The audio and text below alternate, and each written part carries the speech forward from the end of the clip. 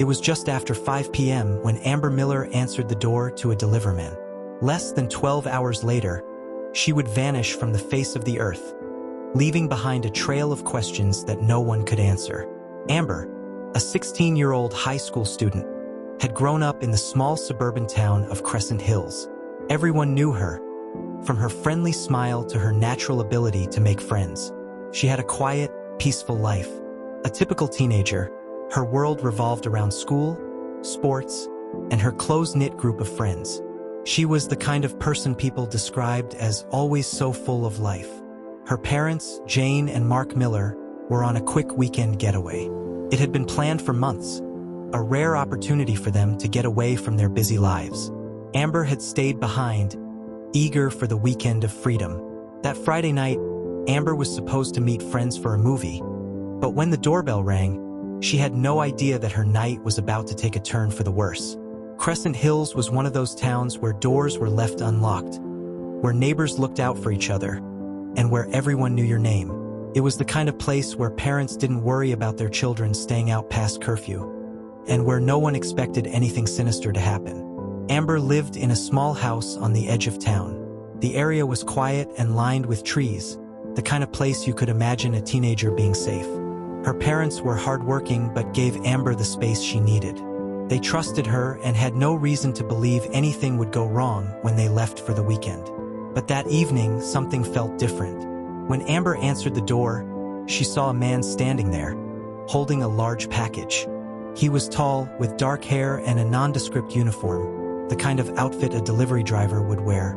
He smiled politely and confirmed the address before asking her to sign for the package. It was simple enough, or so it seemed. Amber signed her name, accepted the package, and the man left. There was nothing out of the ordinary in the exchange. No warnings, no red flags. But just hours later, everything would change. When Amber didn't return her friend's texts later that evening, concerns started to grow. But it wasn't until the next morning when the real panic set in. Her parents, returning home from their trip, were immediately alarmed to find Amber's room empty, her phone left behind on her bed, and the house eerily quiet. The front door was unlocked. No one had heard a thing. Neighbors confirmed they hadn't seen anything suspicious. There was no struggle, no sign of forced entry, but something felt horribly wrong. As police began their investigation, they discovered a shocking clue: security camera footage from a neighbor's house. The footage showed Amber at the door, but it didn't show her leaving.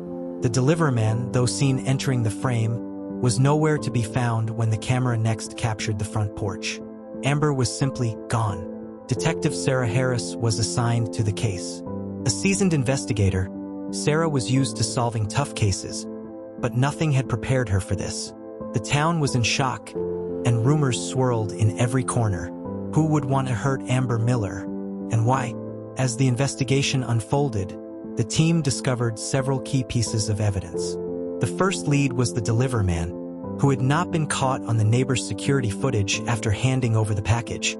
However, the delivery service's records showed that he had been assigned to the route that day. But his name?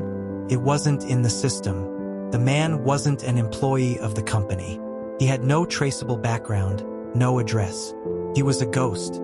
A breakthrough came when Amber's phone was found in a nearby park, discarded among the trees. The phone was wiped clean, but it wasn't the device itself that was most telling. The messages leading up to her disappearance indicated that she had been in contact with someone the night before. But who? And why had she not mentioned this person to her friends or family? The package Amber had signed for contained an assortment of household goods, but it wasn't meant for the Millers. It was a mix-up, and Amber had no idea what was inside. Detective Harris felt a cold chill when she realized that the package had been carefully crafted to be a delivery route mistake, an intentional cover for something much darker. As the investigation dug deeper, the list of suspects began to expand. At first, it seemed logical to look at people Amber knew.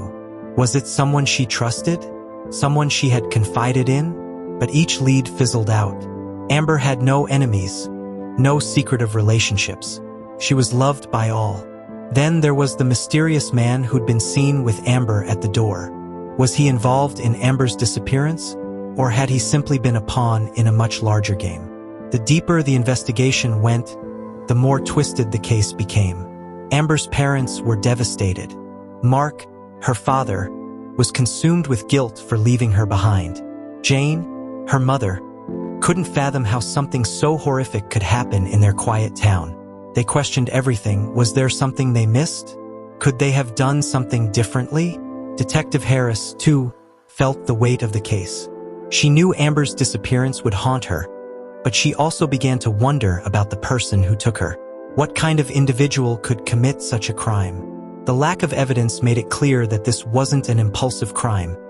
It was planned, methodical, and carefully executed. But why Amber? What did the perpetrator want? Just when it seemed like the case was going nowhere, a tip came in from an anonymous source.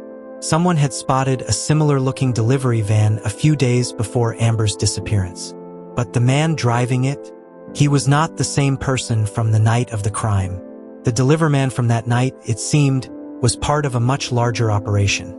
A group involved in a series of unsolved disappearances in neighboring towns. They had been targeting young women, all with similar profiles to Amber.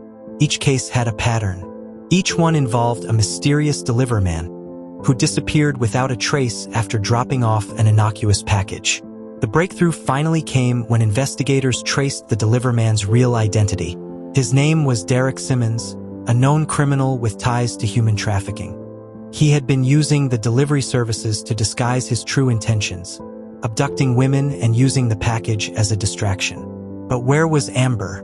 The search continued for weeks, with no sign of Amber. Then, in a remote cabin outside of town, the unthinkable happened. Amber was found alive, though barely.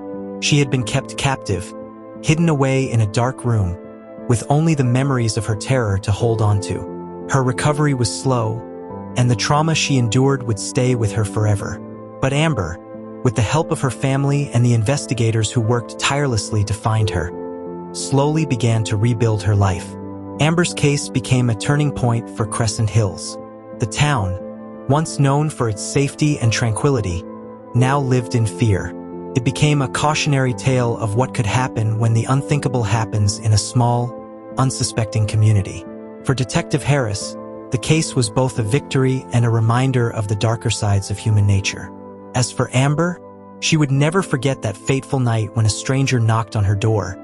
But with time, she began to rebuild her sense of safety, knowing she was no longer a victim, but a survivor.